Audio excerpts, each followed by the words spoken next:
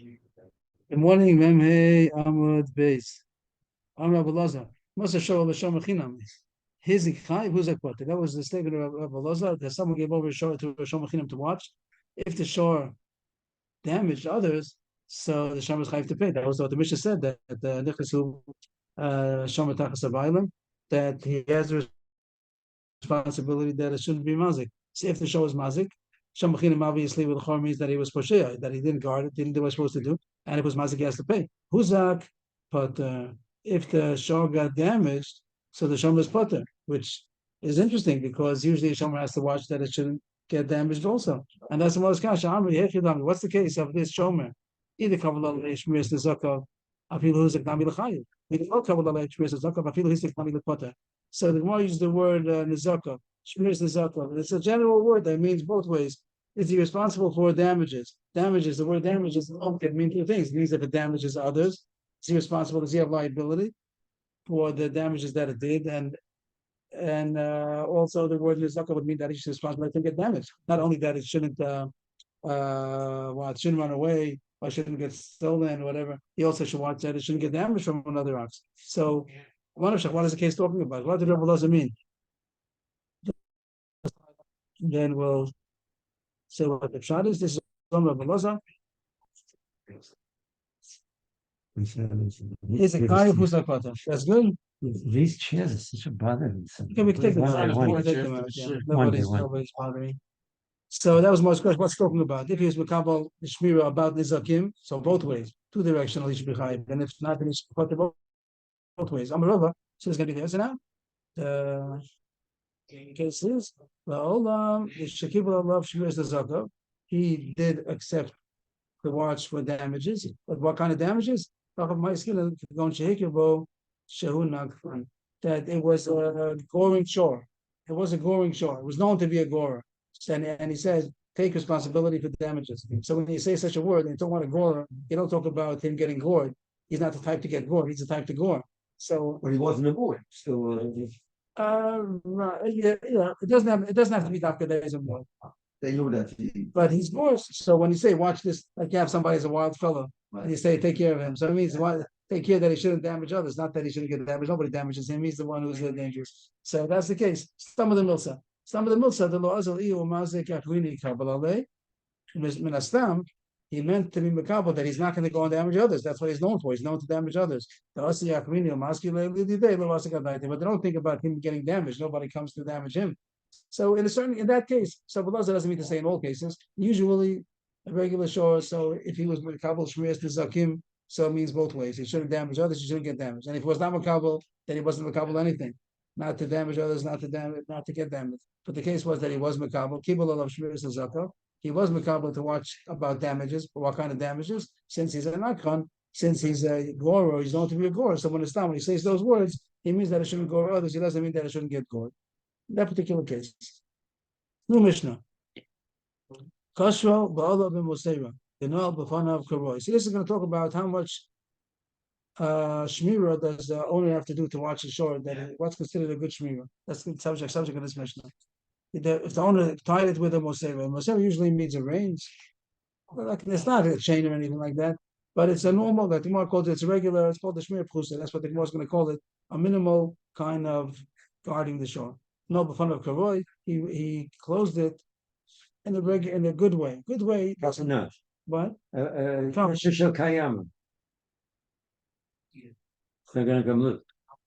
Okay, it doesn't talk about a kesha. It talks. He locked whatever the door in a proper way. Yeah. Proper way. It's some kind of a string. Okay, but the point is that the word karoi might be taken as he did a good job. But the Gemara is going to understands from here right away that it doesn't mean that it did it good enough for this shore. Usually the shore, under normal circumstances, it'll be enough. But the shore was aggressive and it did break out of it. It's responsible more usually the horse. They go and they just take the reins and they just throw it over the thing before the saloon they have this. So right, so it can't get they don't tie it, but they don't tie it. So it can't get out. They can't. But it's wound around. So if the horse can't get out, right? But if it's a wild toy, if it's a He wild, could get out. he would pull in and he would get himself out. He would pull the whole thing means not only because not that Because it's not toy. They don't. if he were tied, then he wouldn't be able to get out. Right. It's just wrapped. So the regular horse just sits there and and relax.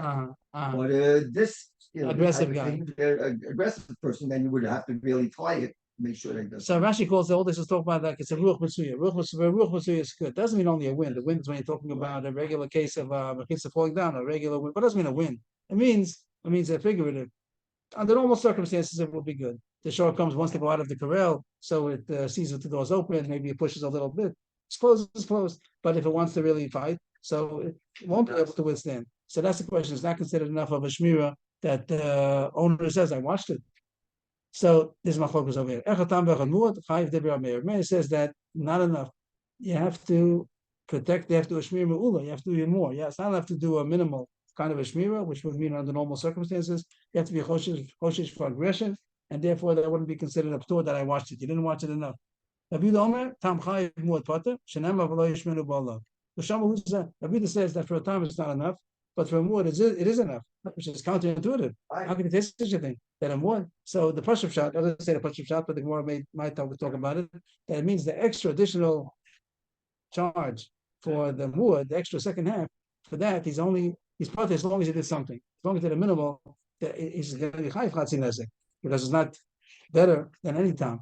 But on a muad, he has to pay the whole damage. The whole damage only has to pay if he didn't do a shmir at all. But if he did even a minimal kind of a shmir, that's enough.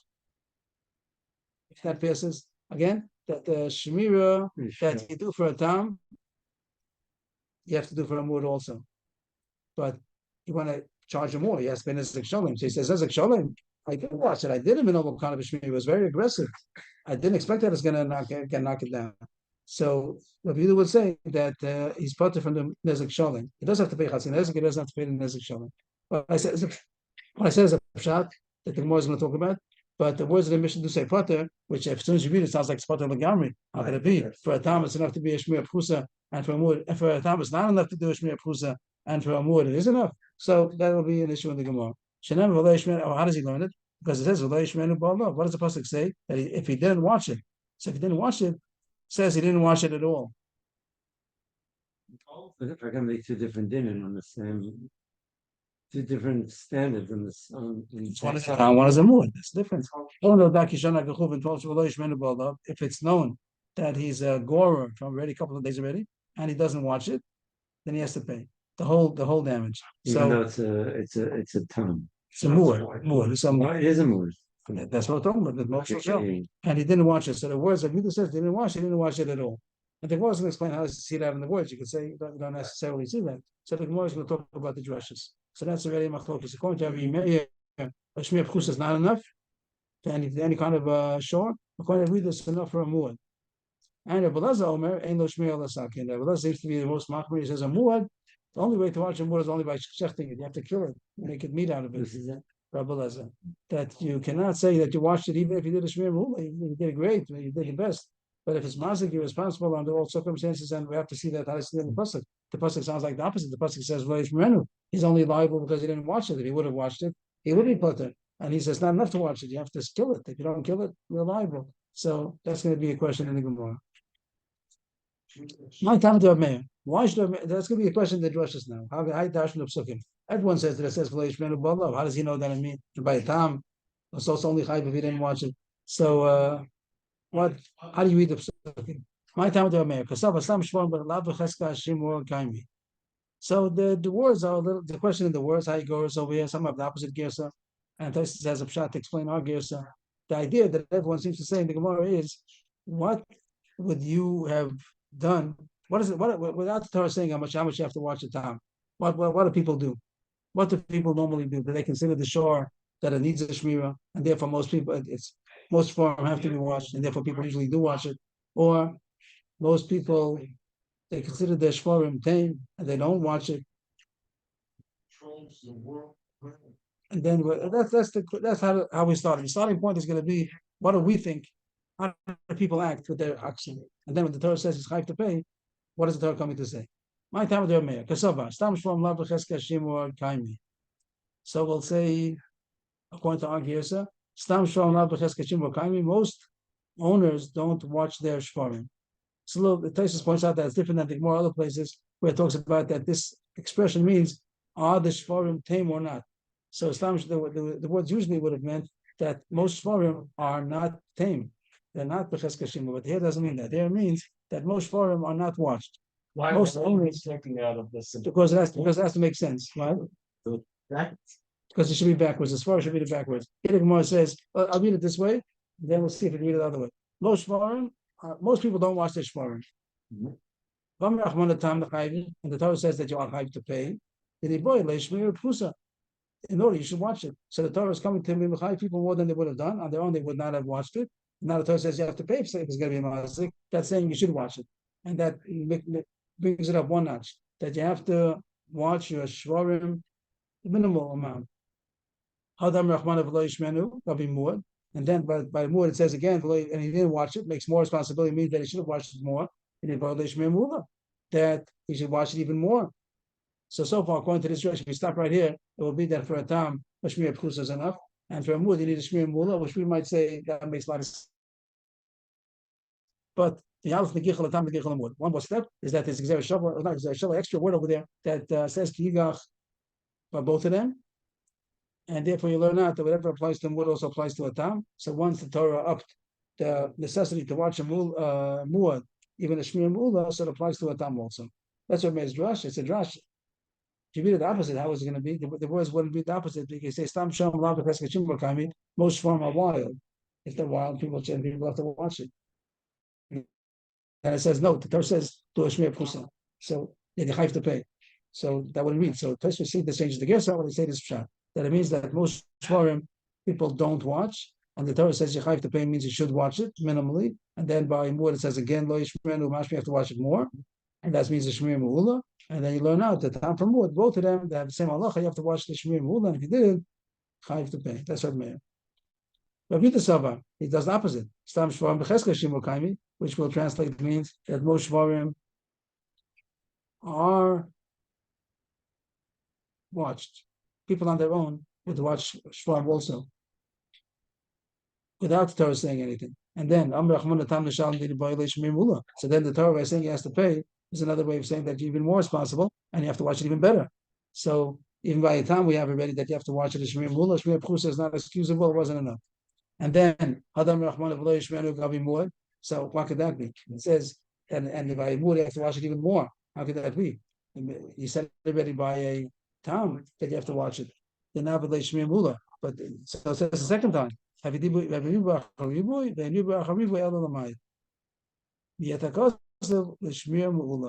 So that's a cloud. Maybe we can get some understanding out of it. But the simple words means that when it says two times, like you're already marbit, they say even more. That comes at opposite. So the opposite happens, like a double negative kind of thing, or a double. So it comes to say the opposite. It could be that on the Tam, on the Muad, and he's not to Chumras. It sounds like the Chumra is on the Tam. No, it's talking about a Muad. It says it by Muad. It says by Muad. By the time would have been that you have to have a Shmir Mula, and then by the Muad it says again Lo Yishmenu. What does that mean? So it's going to be mind. It means to say that he didn't watch it at all. Lo Yishmenu was only going to be chayv if he didn't watch it at all. I'm not sure if it's a formula that has no. It's a that's the way you darshan, and doesn't have to have any logic, or maybe it does have logic. That I'm not sure if there's a logic. Maybe I should take it back. I don't know the logic, and that's the formula. That's the code. So when you have a riboy, so on the contrary, it's not coming to tell you more. It's coming to tell you even less. And therefore, it says Lo Yishmenu is going to mean that if you didn't watch it at all, the chiyuv of the Muad is only going to be if you didn't watch it at all.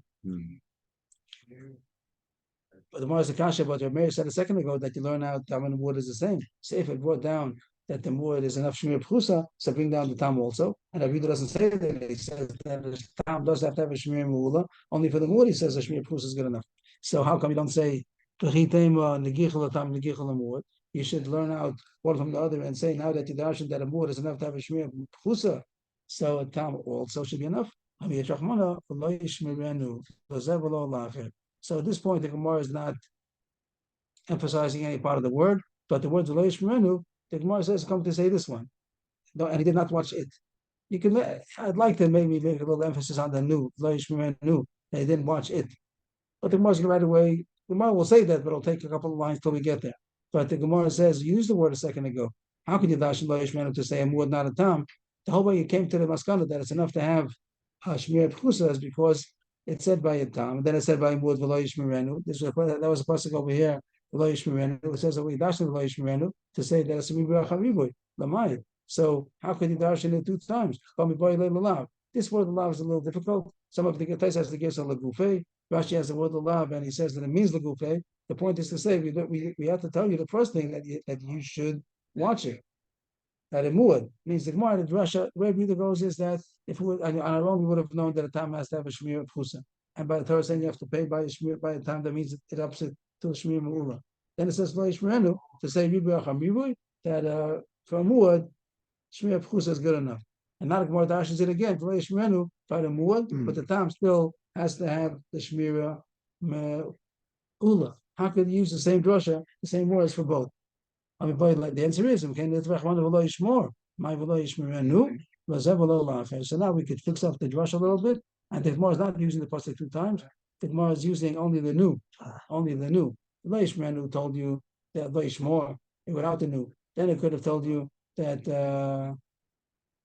If I could make it a little fancier, so I would take away the, only put it on the lo yishmor. Don't know if I could do that, but that's what the Gemara means. Without the, sure. Without the new. The lo yishmor would tell you that for the muad, a shmir pchusa is good enough. And then it says the new, that's going to tell you that only the muad and not the time.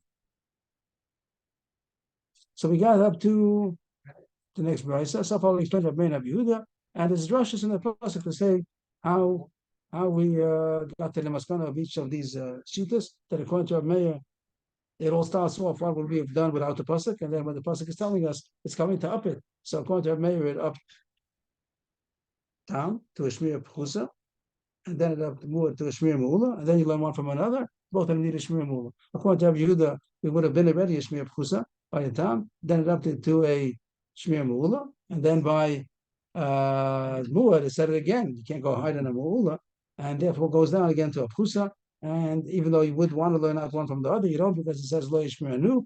At this point, we're saying that shmir pchusa is good enough. It's only for a muad, not for a time.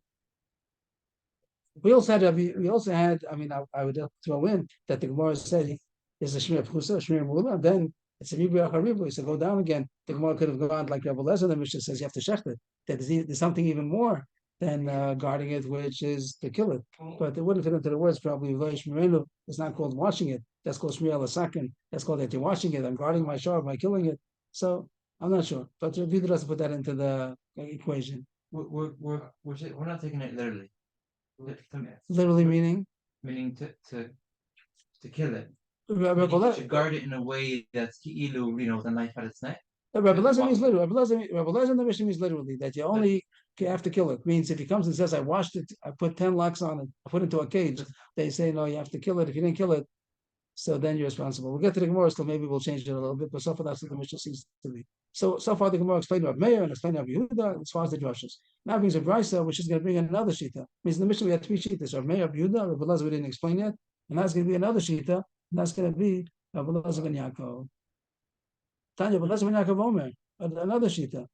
Yes, again here we have Meir, and you have Rabbi Yehuda, and you have also Rebbe Lezer, and here you have Rebbe Lezer ben Yaakov before shita. So he's the most lenient. He says that shmir pchusa is good even for a muad, the time, no difference. A shmir pchusa is good enough. Shmir pchusa again means under normal circumstances it's enough to watch the shore, and only if he's very aggressive does he get out. Normally it's good enough. My time, where does he get it from? So like Rabbi Yehuda.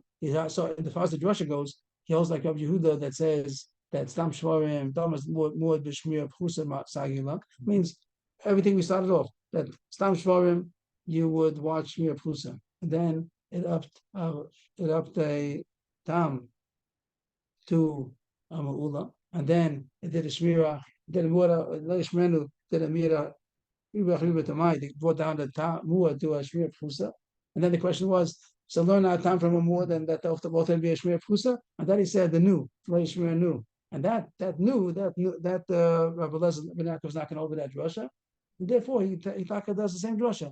It started with a shmir pchusa. The Torah brought up a tam to a shmir meula, then it brought a mu'ah down to a shmir pchusa, and then it equates a mu'ah to a tam. So I'm not understanding what it means to bring it down, but why bring the more down? It's not getting. As far as saying the drasha, that's called something of riboy achariboy, and riboy achariboy elamai. Maybe it's just it's not like he's not watching it, completely watching it. It's something else. It's a different learning. It's like a euphemism.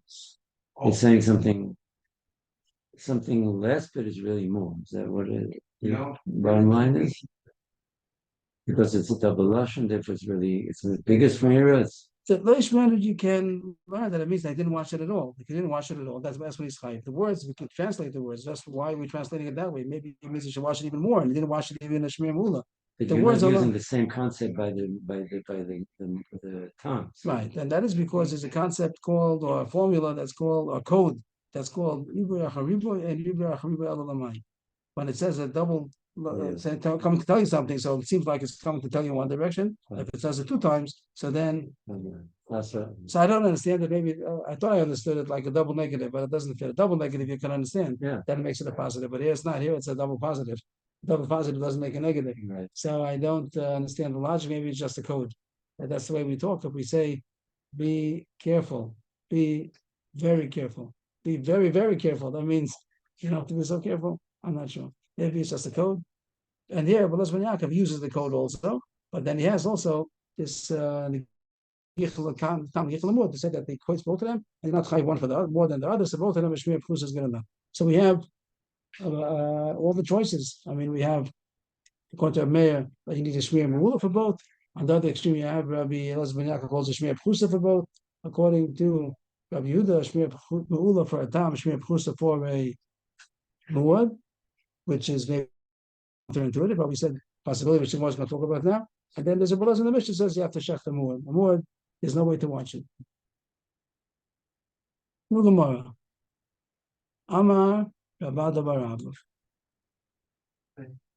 Lo pata. Did I say everything before? Yeah, we have until the we got. Amar Rabada Barav. Lo pata abuda ela tzada dojabo. Avol tzadam was from Koma Medis. So this is what I said. I thought you need a fresh up shot that.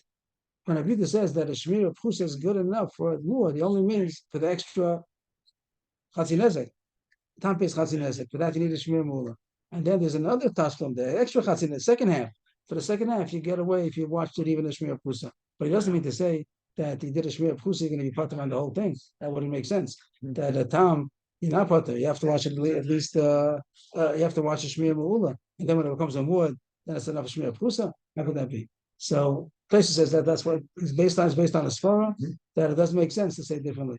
That if he's a tam, you need a shmur mula, so needs a shmur pchusa, and that's enough. You should need a shmur mula also. So it means he only meant to say the sadada means the extra 50% that you're going to hire for a mula. You have to pay the nesek shalim. That's only high if you didn't do a shmur pchusa. If you did a shmur pchusa, we're not going to charge you the extra. But of course, you're high as a tam also. So this shara mula that you did a shmir pchusa, and it was mazik, you don't have to pay nesek shalom, but you don't have to pay chatzin nesek. You can't say I watched it. How much? Even the time you have to watch shmira pchusa, shmira mula. Even the time has to be watched the shmir mula, and you didn't watch the shmir mula, so you chayv the chatzin nesek. But you watched the shmir pchusa, you didn't watch the shmir mula. So for the time you'd be chayv. So what also is going to be chayv chatzin nesek, but the extra tashlum of the second chatzin nesek, the second half to pay nesek shalom, that he could say, I did watch the shmir pchusa. That's enough that I shouldn't have to pay the second half.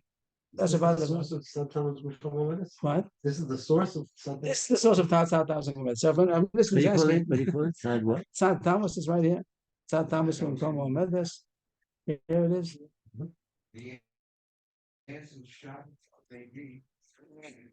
Okay. Tzad Thomas from Kamma Medves. So the kasha of this is asking is that usually we sort of very lumdish at Tzad Thomas from Kamma Medves. This is a simple one. And the Gemara had all kinds of that even after Samuad, half of it is still a tam as far as Megufo, and as far as if you did damage, the shor did a damage, $200 shor did $1,000 damage. So we'd say Nezek already more Nezek Shalom. You have to pay $1,000. They get your bank account. So before the Gemara said, if you also Thomas Makom Medes, so it's still half a time, half a muad, and you're only going to pay $500 out of your bank account, but the other half you only get out of the shul, which is only 200. So you're not going to get the Nezek Shalom. That's very, very lumdish. And the Gemara said, other than is also Taisus brings down. And Taisus is wondering if that's what the Gemara over here says, a simple svara, that of course, as far as the Shmir goes, it can't be that a muad needs less Shmir than a tam. So how could you learn out such a thing? That's his kasha. I don't know what his answer is. But it's just saying because you get 700 out of 1,000 is not making any sense.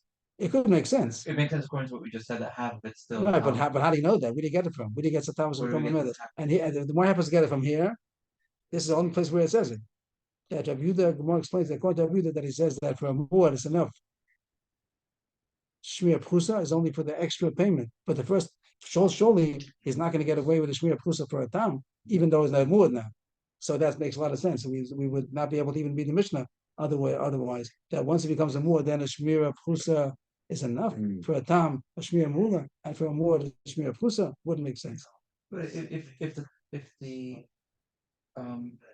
animal's worth enough, it's still going to cover the nezek. This is only not making sense when the animal. Yeah, but right. Wouldn't it be that in most cases an animal that's worth a certain amount could probably only do a certain amount of damage? Not necessarily, right? It could do a lot of damage. No, it doesn't only do so much. One vase is worth that. Right. He happened to be in an antique shop. Like, okay, it's gonna be a problem. But I think in most cases. But the lumdis doesn't fit to us. Where do you get such a concept that every muad is half a tam still? Every muad, that's like very, very, that's like Zeres Akosa, it has to be. In our Gemara, it's very logical to say that the extra Torah of Shmir Pus is enough, but the muad only means on the extra second half. But of course, he's chayiv like a chumrah, Tosfos calls it. Of course, the minimum they had to pay, even a tam had to pay, because he didn't do a Shmir Mula, he's less to pay.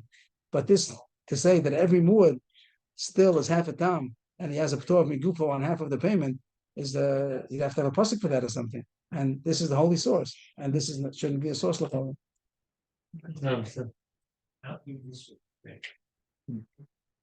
Okay, so that was about the Bava, and he's the one who said, "Satamas Mukom Omedes." Rav. Not a Gemara is going to be Rav, and the Gemara with a very big jump is going to prove that Rav argues about the Bava, and he holds you don't say Satamas Mukom Omedes, and I don't understand the logic how it could be such a thing, and also the Gemara is going to bring seems to be a very sophisticated dryer. That's not so simple. Amarav, more the count yamin and more the count small. If the shore gored already 3 times with its right horn, and now it gored with its left horn, so you don't look at it like a muad. It's only a muad with its right horn. That's the way it gores. But for its left horn, not. And if it goes with its left horn, it's going to be chayiv chasi nezek. So that's the question. Said the right horn teaches the left horn. He's already a baki in the right horn. So now he's starting with the left arm. You let him off. He's already trained with the right arm. Isn't that enough to knock off to include the left arm? I'm not sure what you're saying. Okay, so I'll just leave it as a question. Yeah, for me, it's a question. He's already a baki and being a mazik. He's with his right horn. Right or left? Maybe he's agitated his right, not agitated his left. He's agitated. He's an agitated. He's a righty. He's a right. He's a master. He's a master master. Left, right. He already knows the right. Now he's practicing. He's getting his left, right. Yeah, No, it's true. There's usually even by there's people that attack dominantly with one hand as opposed to the left hand. Right. And if they do it with the left hand, it's going to be all the time. It wasn't expected. It's definitely unexpected. So I could understand if you want to say that's the only reason, then I get it. If the owner is walking, on he knows to watch out for the right side. He walks on the right side, and then he pulled the first one. He did it with the left horn. Okay, it wasn't going to be a big surprise. Is that the case? Is that the case going to be that he's able to watch only the right horn, and he didn't watch the left horn? He gave him a surprise. Is such a thing that that would be the case. That he watched the right side. Usually, I think that there's owner is watching it, not watching it, not watching it. He could, He's only watching it famous. or something like that. That's never allowed. it could be that he put like a bumper on it. Yeah, yeah, Full something like covering on that right horn. if that would be the case, we'd understand. And that would also explain That's Okay. I'm So told now that. the Gemara, It's the guy that drives a car and he never sees on the right side of his car. He's always Blinded he's one always eye. smashing up to one side. Excuse me, as long as everybody is stopped, I want to say hello. First of all, I snuck into What is your name, sir? Leib Yaakov. Ah, Plus we got I'm going to have to leave early today, it just turns out. But I just didn't. Can you again explain the tzad tamus b'makoma omedus? I didn't quite know what that means. yeah, surely it's a pleasure. In our Gemara, it's very simple. In other Gemaras, it might not be simple. Here, the case is that we're saying that short tam, it's not enough to do a minimal shmira. You have to do very high quality shmira. Like omedus b'makoma omedus has nothing to do with the. I'm sorry. I have to do the translation. I forgot that you want the translation. That tzad tamus from koma omedus means that the part of its being a tam remains in its place. Means every muad still remains half a tam. A sham muad forever is half a tam. When he became a muad, it only added on the second half, but he still has half of him to be a tam. When a sham muad pays nezek shalem, he's really paying chatzi nezek as a tam and the extra chatzi nezek as a muad. Without that, we would say that his history of the tam is over. He's finished. He's not a tam anymore. Now he's a muad. He was saying even a muad still remains half a tam. In our Gemara, it makes sense that the point that a shmira pchusa is good enough for a muad doesn't mean that the whole nezek, he doesn't pay anything. The shor muad that you watch the shmira pchusa, you're going to get off the hook and not pay anything. I watch the shmira pchusa, even a tam you have to watch for a shmira meula. So that the Gemara says that yes, of course you have to watch it shmira meula for the half that you would have been chai for the tam also. But the extra second half that you chai for a muad, it's enough that you watch it in shmira pchusa.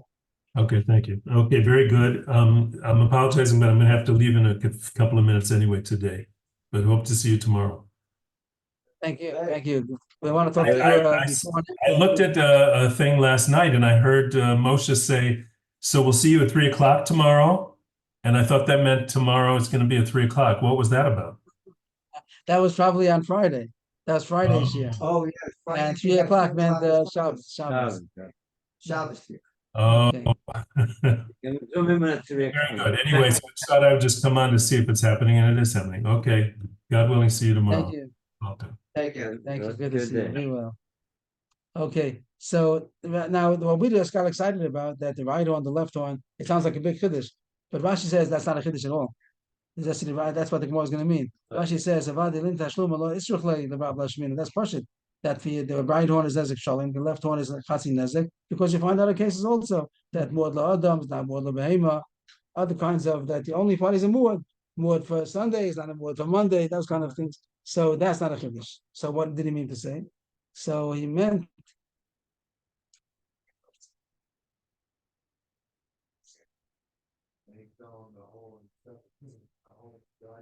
is what she say what he didn't mean. The first white line. He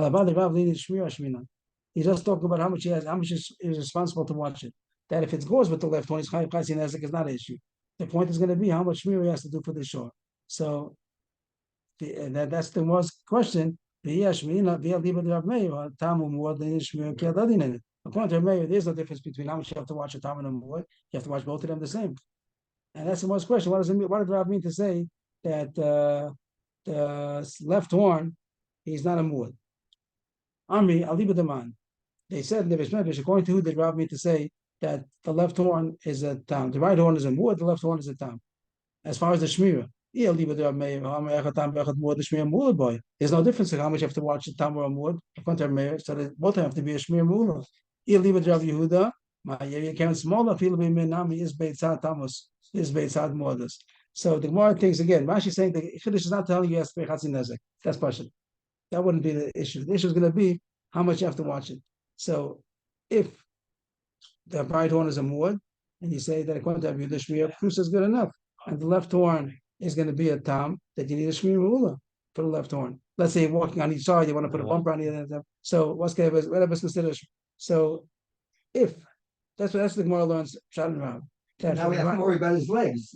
He's not. We have He to doesn't. go He with his doesn't. front leg and Yeah, right. He doesn't kick. He doesn't kick. The legs. Oh, he The doesn't kick. legs are all time. It's all time for that. Only That's the- all the time. It's a nice point. That more than a shicha is not going to be a more than a That's ita. sad, You're right. yeah. That's nice. We didn't. And that's Pashut. Uh-huh. All that is Pashut. So the question is how much you have to watch it. So we seem to say that the right horn you have to watch Shmir Pchusa, and the left horn you have to watch a Shmir Me'ula. That's what I meant to say. According to Yehuda. But the more is asking if he's saying Tzatamas Mekom Omedes, so he didn't have to talk about the two horns. He could even have spoken about the left horn. If you hold Tzatamas Mekom Omedes, that means that as far you have to watch it a Shmir Me'ula because of the town. But the extra damage that he's going to do with the left horn is going to be putter because I'm sorry, it's going to be putter. I'm sorry, even the right horn. I'm sorry, I made a mistake. What did he say? That the right horn you need a Shmir Me'ula, and the left horn. I'm sorry, I'm getting mixed up. The right horn is The right horn is the more. is And that there, a Shmir Plus is good enough. That's Rabbi Yehuda. right? And the left one is a Tam. You need a Shmir Me'ula. No, And the Kash is if you hold Satamas and Koma Medas, even by the Muad, you didn't have to talk about the two horns. You get spoken about the right horn, which is a Muad, but you still say Satamas and Koma Medas. How much does he have to watch it? So he has to watch it as far as the half of the Nezek will say that Shmira Chus is good enough. And half of it is not good enough. But the Tzad Tamus, the Shmir Chus is not good enough. And for the Tzad Guadus, the Shmir Chus is good enough. That's what the more is asking. If he holds according to Yehuda, my ear Karen small. Why does it only say that the Karen small is a tam? Afilu b'Yinami is based at Tamus. This based out more. This even the right one also has a part of it is still a tam because he holds at Tamus and Kamo Mendes. So because of this kasha, which we would say the Pashpashat and Rav is also good enough, but the Gemara says no, Pashpashat and Rav is not true. He didn't mean to say that. It's true, but he didn't mean to say that. He meant to say this Chiddush. Amri la olam Rav Yehuda v'lo Shmir le'Rav Ada Barava. The Gemara says that Rav does not hold Tzad Tamus and Kamo Medes because of this kasha that he spoke about the left horn being a tam, and he didn't speak about the right horn being half a tam. Is a proof that he doesn't hold Tzad Tamus and Kamo Medes, which makes us stuck because we don't understand Rav the logic at all. He's going to say that a tam it's not you have to do a Shmir Me'ula, but once it's a muad, you don't have to do a Shmir Me'ula. A Shmir Chus is good enough, and you putter legamri. If he did a Shmir Chus on a muad, he's putter. Which we said, we learned the Mishnah, Moshe said, can't be. How can it be that a time you need a Shmir Mula and a Muad, Shmir Kus is good enough? So that's to get out of the kasha. I said, about the Rabba's Pshat. But Rav doesn't know of it. And we're going to paskin like Rav. And I don't get it. I don't get the spot. I have no way to answer your question. That for a tam, you need a Shmir Mula, and the Muad, you need a Shmir Kus. Shmir Kus is good enough. I don't get it. I think more proves it from Rav, but this Rav, which is pretty not simple, not a simple raya. The simple words in Rav would have meant something else altogether. Ki hai gavna hu de meshkachas beitz tamus moados aval muad legami la meshkachas beitz tamus klau. That's why Rav said that the only way to get a tam in this ox is only the left horn. But the muad, how is it possible to have a shor muad that's partly a tam? So he said the only way is a right horn and a left horn, right foot or left foot, a horn and a foot, something. You can say part of the shore is a tam, part of it is a muad. But you can't get in the muad any kind of tzatamas because he doesn't know what tzatamas will come on with this. So it comes out machlokes. Who you paskin like? So machlokes Rishonim. The Rosh paskins like the Bava based on other Gemaras, and the Rambam paskins like Rav, and the Shulchan paskins like Rav. That you don't say tzatamas will come on with this. I don't understand. I don't understand. Al-Gemara. How could you say in Al-Gemara that Rabbi should hold that the muad only has to be a Shmir Pusa and the Tam has to be a Shmir Mula? Okay. Do we know the specific details on how much more of a shmira we're talking about? Because then it could just be for more that wouldn't make a difference if you did that shmira extra or not. No, there is such thing called the Shmir Mula. I mean, Shmir Pusa means what's normal, the regular, when the tax doesn't try to be very aggressive. I'm sorry, I just have to try. So. Hello? Okay, not good. I'm sorry. Okay. Does anyone have details on that? What's the difference of the shmira? I know you gave an example earlier about tying on the rope tight, which is a Right. great example with horses. You're watching too many westerns. They even you can get a certain trained horse to even do the motion putting on the reins, and he'll walk like he has it.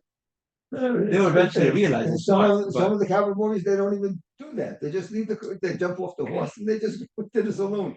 They're cool. And then the horse just sits there by himself. Yeah. Huckleberry Cassidy, there was a show, Huckleberry Cassidy, he used to jump and he was, and the horse would come and he would jump on the horse. You know what happened at the end of the show? He gained a lot of weight, this guy, and he couldn't jump on the horse. It's true. As a matter of fact, that guy from Huckleberry Cassidy was supposed to be, he was supposed to be Moses in the Ten Commandments. You know, became famous for being Moses, Charlton Heston. That was but for some reason, they didn't let him leave the cowboy, the TV show. They didn't let him more. He wanted a couple of months to be able to do the movie, and they said, no, you have to do the show. So, but he was the first pick. So, Long time ago.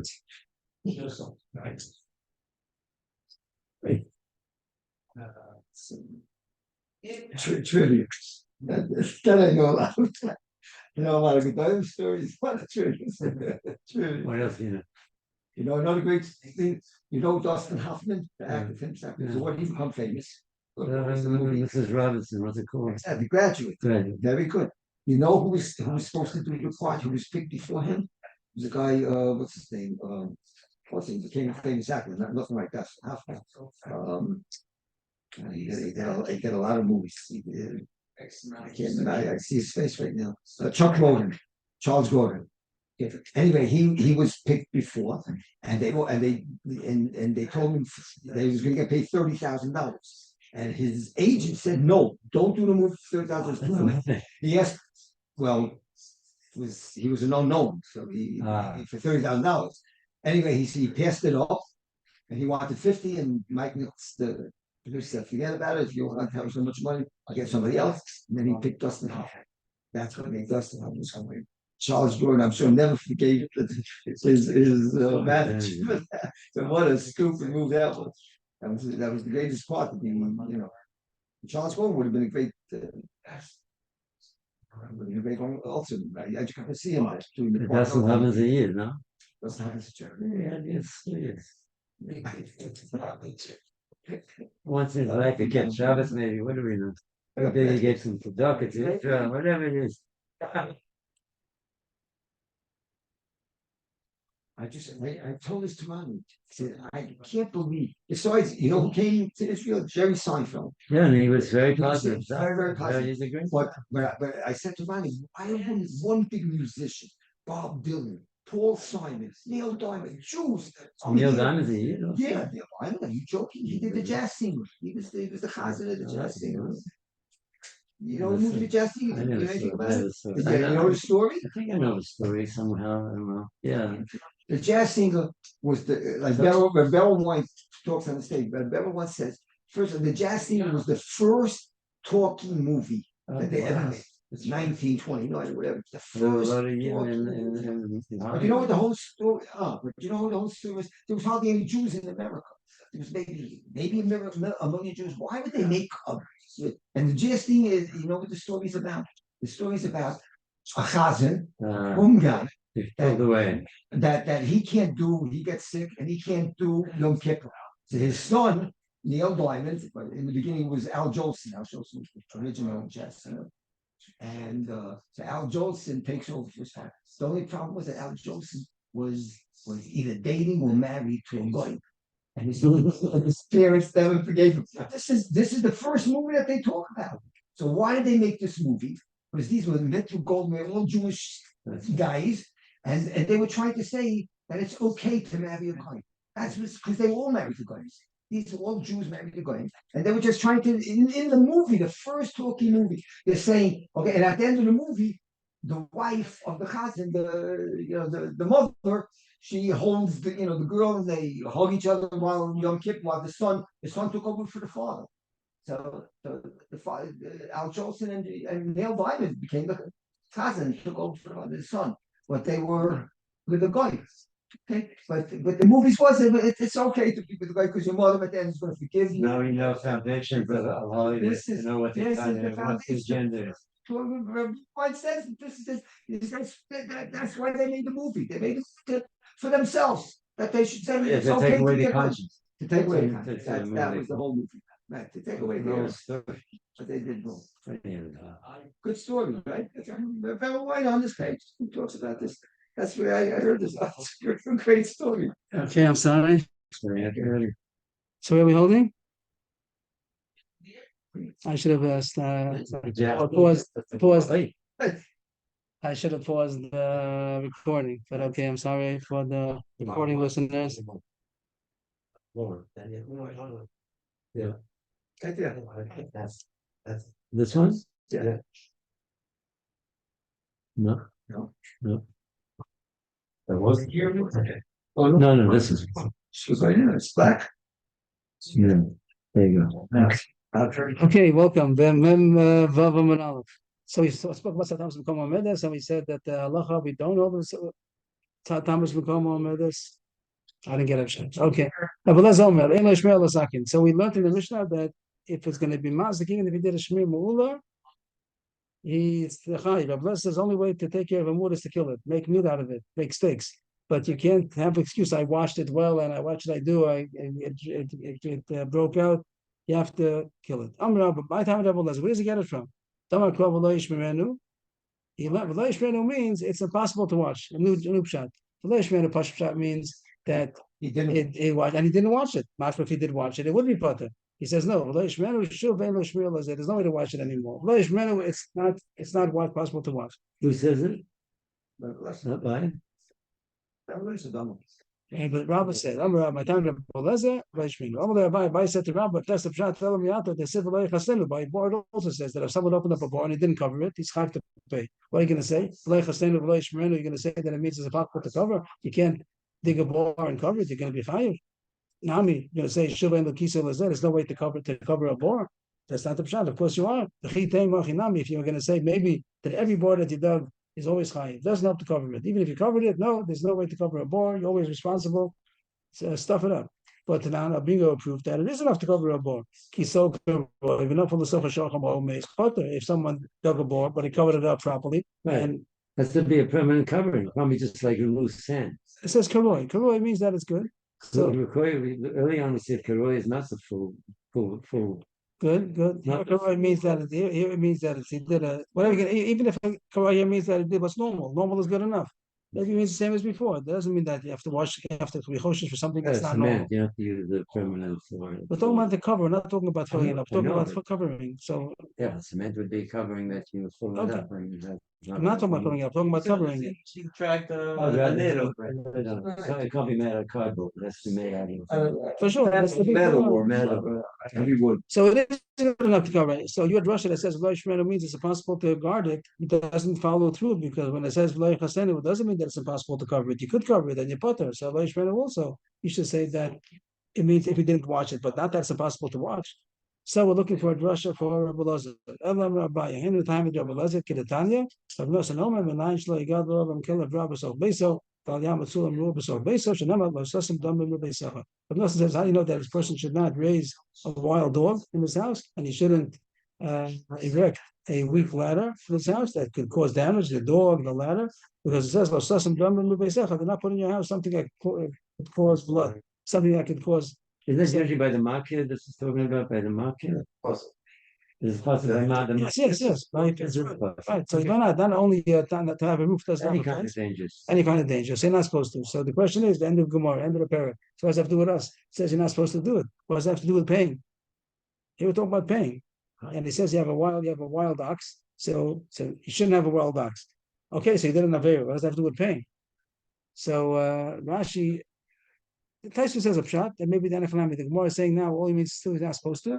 And the Belaz is not coming to argue. It's not going to be three shittas in the Mishnah. You have Rabbi Yehuda, how much you have to wash, Rabbi Prusa. Rabbi Belaz says, Aga, parentheses, that you should know that it's a wild ox and you should not have it in your house anymore. Shechted. But he's not coming to say you have to pay if you did wash it properly. That's a chiddush to learn the Mishnah that Rabbi Belaz is not arguing on Rabbi Yehuda. That was If you didn't shafted, if you long to follow the rule of Shmira. Whatever you hold, and he's just coming to say that there's an issur. You should know there's an issur, not a mominus. There's an issur. You shouldn't have a wild ox in your house. That's the dochak shot that Tosha says, and Rashi says that there's a new.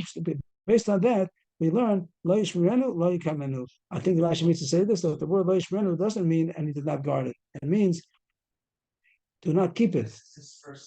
Do not keep it. Yeah. Shemar Sadavor. So because of that pasuk, he learns over here also that a pasuk saying that you should not keep it, and it does affect the laws of paying as a shelling. And so maybe that's something more that he learns. This is that's not a kasha. Also, that by a board, also maybe you shouldn't be allowed to have a board that has a covering. If you say lo yishmerenu, Rashi says lo yishmerenu means you may not keep it. Lo yichasenu can't fit that into the word. Okay, Tais says a pshat that it could be that Rabbi is just saying Issa is not coming to say that he has to pay. Okay, if that's all good, something, no, good, new parak. New parak, new subject. What paragraph is this now? It's not a fifth. Number 5? Yeah. Different. Let's try Next one is a kindness. Okay. Number 6, right? Okay, that's the one that is starting off. Yeah, okay. And there's nothing to question what Rabbi Eliezer said. What Rabbi Eliezer says. Meaning, there's sometimes advice is just given at the end. Who gives in? Meaning, at the end we have the advice that If it's advice, okay, it's good advice. Or if it's even going to be an insert, that you're not allowed to have a wild ox around. So he did an insert, but doesn't mean he has to pay if he watched it. And the question on the Gemara in the Mishnah is that he does have to pay. So Rashi seems to say, maybe then he has to pay Nezek Shalim, maybe. It could be that there's more saying the Drash that's going to teach us that over here he does have to pay for it. That it is also to keep it the way it is, and if you do, and it damages, you might be fine. Tosha does say a possibility that the Gemara doesn't mean to say that he's have to pay, just that he shouldn't keep it away. But that doesn't. My question was: is that something that's done? Is that he's saying what fit into where? Fit into the general layout of the Mishnahs? That at the end to just mention, what you should do. Right, that will be a dochak. Tosha's trying as a dochak to say that it was not coming to tell you as far as payment. That's telling you in Hilchas Yisurim that you shouldn't have such a thing. That's a dochak. Tosha's trying as a dochak in the Mishnah. The Pashto is mashma that the blood is also going to be chayv to pay. Okay, new parak, 5th parak. Before it was called Shoshan Agach, Arba V'Chamisha. Now it's called Shoshan Agach, also Shoshan Agach, or Shoshan Agach Hasapara. So the reason why he talks about an ox and a para, a cow, is because we can talk about a female that has a fetus inside. That's going to be the reason why he talks about a para. So Shoshan Agach Hasapara, the Nimsa Uba Basida. So we come, we hear a fight, there's a fight going on, we come running, and we see the shore, and a dead cow, and a dead calf that was born. But we don't know, was it, and both of them are dead. So the question is, did it die because of the, or did it gave birth before it got, maybe from the panic, but that wouldn't make the mazik chayiv like a grandma. So we don't know if the mazik is chayiv also for paying for the uber or not. The nimsa we find the uber dead next to it. We don't know if it gave birth before it was gored, and the baby the dead calf is not a result of the mazik, or mishanot chayolda that it gave birth, it came out after the goring, and it was a result of the mazik, and the mazik has to pay for the uber also. Okay, sir, we know for sure that it gored the mother. We don't know if it gored the baby. Misham chatzin nezek lepora, v'ya nezek levad. So for the pora, he has to pay chatzin nezek, because regular case of chatzin nezek that he gored a pora, but we don't know if it gored the calf or not. Did. Right. Who else is going to do? No payment. The cow gave birth to a dead baby, so that's the loss of the owner. But maybe the goring did it. We don't know. So it's a question. Is it their stillbirth or So So it's a question if he pays Chatzin Nezek. On the mother, he pays for sure Chatzin Nezek. On the baby, is a suffix if it's Chatzin Nezek. So, Chatzin Nezek, the Gemara said, Mishnah says, divide in half, which is not so simple. We usually know that there's most of Mechaber over right. If you're not sure if you have to pay, you don't have to pay. But our Mishnah says differently. Our Mishnah says, if you don't know if you have to pay half. And that's why it says, we read Nezek Levad. They only pay a quarter because it's a suffix of Chatzin Nezek. So, a suffix Chatzin Nezek, you do half of half as a quarter. This case was where the Parah was the victim. I'll go to the opposite case. The Parah, the female, was the aggressive one. She was the mazik, and she killed, and they killed the shore. And now the question is, and then you come and you find that the Parah gave birth to a live cow for all purposes, or a dead cow. But it doesn't make a difference. The purpose of the question is that you have to pay migufo. You pay migufo. And now you want to know what's migufo. The damage was $500. The Parah itself was only worth $400. So even if you whatever make the Chatzin Nezek bonus, whatever, actually has to pay Chatzin Nezek, but the mice only pay migufo. Is the calf also an accomplice in the damage? Was it also a damager, or it was born? The innocent standby as a bystander. It was born, and then his mother went and killed it, but he wasn't part of it. If he was part of it, if he was still in the mother's womb when it was, so he was also part of it. He also damaged, so he also has to pay. But if he was already born, then he didn't do anything. So here stops. Its baby is this.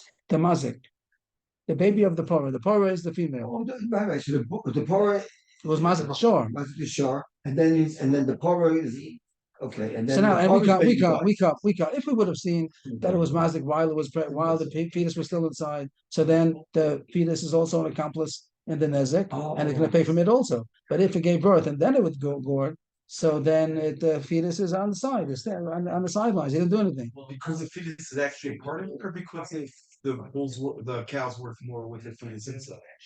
The Gemara talks about Uba Yerachimo, Ibalavi Yerachimo. Maybe that's going to be the question. But if, at least if it's part of it, so at minimum, it's going to be part of the meat. I'm just wondering if it's actually considered an accomplice as a fetus. So I think the Gemara is going to talk about it. Right. If it's a fetus and the cow kills, goes. So there's no din on the fetus. It's the mother. It's considered a part of the mother.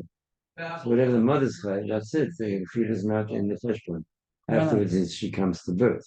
Why not? Why not? Because it's the whole onus is on the cow itself. Why not the We're fetus? talking about the payment. We're not talking about the wine. We're talking about the payment. Or what I mean about the I'm saying that we can't. There's no money to take from the fetus. Why the not? fetus is part of the mother's body. So that's why. Could you take from the mother's stomach? You take from the mother's foot. You take from Whatever the mother's worth. So That's her goof. That's good. So part of their mother was the fetus. It was a pregnant cow. Not born. The fetus is not born until afterwards. So on the contrary, it was not born. So it's part of the. It's part. So it's part of But the. what's the value of a fetus? All the time it's in the mother's womb because it has no value. It has value. What's the value? It has value. You go to the bush. You ask them how much is this cow. So it's worth. Put them on the scales, and it's worth. So part of it is a fetus. That's I'm fine. saying it's low behind. It's not in the world. It's not an element. The stomach's also not fine. You take the stomach and you take all the meat, you take the kidneys, you take the liver, you take everything. So you take the fetus also. So if it was mazik when the fetus was still inside, so it's part of the cow, and that's the pay. And it's part of the payment, then you put it into the It's payment. additional to the mother's worth. It's also the fetus's worth. But if it gave birth before it's forward, so then it's not part, then it's just a bystander. So you don't know. Porish, not himself a little bit of the mazik. Then you do a match of not chayolda. You don't know if it gave birth before the damage and it was not an accomplice. Oh, imish and not chayolda, or it was part of. It only gave birth after the gourd. When it was gourd, it was part of the mother. So now you have to pay chatzin nezek. Whatever the chatzin nezek is, with damage, $1,000. So you have to take chatzin nezek min hapara. What do the words mean? That I would think. Just we learn Mishnah today. We're not going to go further. For the Mishnah alone, I would think that it means that you could take up to chatzin nezek from the Torah. So let's say it damaged $1,000. So up to $500 you can get from the Torah. I would think. And how much take from the blood? You don't know. So what would you do? more than 50. So you would take. So quarter. So why a quarter? I would think that you would take half of the fetus. to pay. It's a suffix. Say half. So the fetus is worth whatever, $150, let's say the fetus is worth. So I would think that it would say take 25 of it. That's what I would think. But it doesn't say that. It says you take a quarter. What does a quarter mean? It would be a nezek when of land. So it's like the first case. No, the first case was different. The opposite. The first case was that the Torah, it was a question that you don't know if you killed the fetus. Right. So you don't know if you killed the fetus, so it's a suffix of Chatzi Nezek. Right. So first suffix, if you hold Bava with a suffix Cholkin, so you divide. Half of half is a quarter. But here, what does that have to do with half of half? The Mazik is Chai. You don't know if it was a Mazik or not. Right. So it has to pay Chatzi Nezek. You don't know if it has to pay Chatzi Nezek. So half of you should pay. Half of the fetus should pay. If it would be for sure, then he should pay all of it. All of himself goes to Chatzi Nezek. Right. And if he doesn't know, so half of himself should go to Chatzi Nezek. So I wouldn't expect him to just say pay a quarter. I would expect to say that half of the fetus has to be is obligated to pay for the damage that was done. But then the fetus would be just like the mother. No, the mother pays. It's Chatzi also. No, I think maybe I'm wrong. I would think the Mishnah would have meant. Not the Mishnah. I would think that. Yeah, that doesn't mean half the parah. It means Chatzi Nezek. So the parah is worth $400, Right. and the Nezek was $1,000. Okay. So Chatzi Nezek is $500. How much do you pay for the parah? Not 200. You pay 500. You pay the Nezek. The damage. You pay Chatzi Nezek. The Nezek was $5,000. Chatzi Nezek is 500. Now we take the Mazik and we say how much are you worth? It's worth 400. How much does he pay? My 400. 400. My 400. He pays the whole amount. The whole amount. He paid for the whole poor pays till Chatzi Nezek. But the whole para, a regular short time, you pay the whole short time of Chatzi of the damage. So that's how I would have thought that it means Chatzi Nezek, a bunch of the from Mina para, from the whole para. And I would have thought that a continuation is, and you pay from half of the blood, you pay half. You pay half until Chatzi Nezek of the damages. You don't know if he damaged. You don't know if he damaged the $1,000. So from the parah, you're eligible to take the whole parah, and because he surely can't, it was mazik, and the vlad you don't know, so be mum a little bit suffering. So we can take half. How much? Up till the damage of Chatzi Nezek. But it doesn't say that. It says it would be a Nezek. I don't understand. So you have to see the Gemara. Maybe we're calling the calf a quarter. Why? Maybe we're calling the calf. It says you pay a Nezek. A Quarter of the damage means that the damage was 1,000, so till 250 you could take from like what does that have to do with each other? So I don't understand what the logic is over there. So that's where the Mishnah I didn't do anything. We could what time is it? We have time? We have some time. I'm maybe the Mishmur. Something about the issue we just spoke about, the Rebbe Nezek, I don't know. But the Mishnah obviously says that when you have a moment of the Suffolk Cholkin, if you don't know what to do with the money, you don't know if you're high, you pay half. I'm maybe the Mishmur, Zudi Be Simchas. I'm is only Simchas. The moment of the Suffolk Cholkin, he holds if you don't know if you have to pay or not, so you divide half. That's the famous law that if you don't know, the burden of proof is upon the one who's going to extricate the money. And that's how we ask him that there's a not you don't say you say side question, why does it say Klal Gadol? Parentheses. Let's put in parentheses maybe. We did say Klal Gadol. Normally the name was Klal Gadol, but then you could have just said Halach is that's a Klal Gadol. It's your thought. People need to come about one teretz is to say that even if the Mazik says for sure, the Nizik, the one who's demanding the money, says, I know for sure. And the Mazik says, I don't know, I wasn't there. So that's clear. You should say, you might think over there, if the Nizik says for sure, if both of them don't know. So nice, both of them say they do know. But if the Nizik says, the Toveya says, I know for sure you owe me, the other one says, I don't know, maybe you say that he does have to pay, or something at least. Even in that case, you have to prove it. You say you're sure, but you don't have to prove it. I don't have to pay it. Inami, also another chiddush is someone sold the shore and he bought it and he thought that he's going to have a nice shore to work with. And it comes out that it's a gorer. He can't keep the shore. He goes back to the seller and says, you sold me a nakhan. Nakhan, a gorer. Rav Omar, I raised a mekachtos. Rav says you could say that it was a mistake. The whole deal's all. I didn't mean to buy a gore. I need a shore that I can work with. Shmuel Omar, Yochel Shomol, or Shkita Machatav Loch. Shmuel says, I thought you're going to shecht it. What's the difference if it's a gore? What's the problem? Well, they didn't make up for it. So he said he didn't. So he says, Most people buy it. so you're going with it, most people. I don't know. The Gemara wants to know what are You most gotta people. get a good Let's say most price. people buy it for shechita. Then he says, "What do you want? Do you want to go? Yeah, what do you care? That's a gore. You didn't specify. You want to work with it. That's the question. What's considered a stam? So that's the machlokus. And the Gemara says, what's the case? First of all, Amai. The next you got with the zavan the videos. I got with the zavan the nechsasa. Let's look at the man. Is he a slaughterhouse man? Is he a meat man? Is he a butcher or is he a farmer? Or is he a farmer? So the Gemara says you're right. In this case, you're right. Well, Shricha both. He's a farmer and a butcher. Well, Shricha the guy with the zavan that he buys for both, so you can't tell. So now see how much it costs. Of course, it costs more money for a working short than for meat. The next the either may video the video may nechsasa. How much is the price? That's the same price. Let's read the okay bishop the may video that even meat also costs the same. No difference in the price. Amri, still a question. So let's say it is a mekachtos. Let's say he says, I want my money back. He says, okay, how much I owe you? $1,000. Here's the shore. You take it back.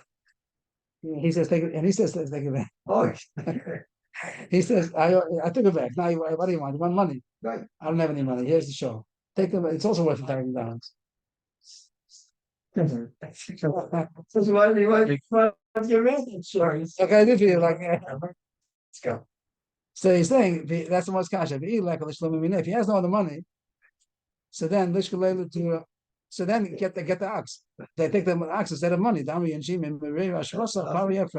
think the words mean that people say the expression goes from the balchov, from the person that you owe money. Pari Yefra, I'm gonna pay back even pari. Pari I think means subin. Means I can pay back anything. I owe somebody money, I can pay back anything. So let me pay back whatever I have. That's all I have. Hey, sure. I'm not sure, but I have to come tomorrow to get the exact translation. But the question, the case is where he does have money to pay back. The seller does have money, and the buyer says, "I want to give back the ox and give me money." So what's my focus? Rav says that he could demand his money back. The video most people buy it for. This is what Moshe said right away. That most people do buy it. So it seems the facts are right. That most people do buy it for a working ox, and therefore he says, "Mekachtos." I didn't buy it for meat. I bought it to work with. And he still could say that I sold it for meat. That the robe is not going to be enough of a deciding factor to say that you go with the robe. When you go with Keslin Basaruba Bisura, that by moment you don't say such small holds it, by moment you can't decide because of the robe. Prove that I bought it.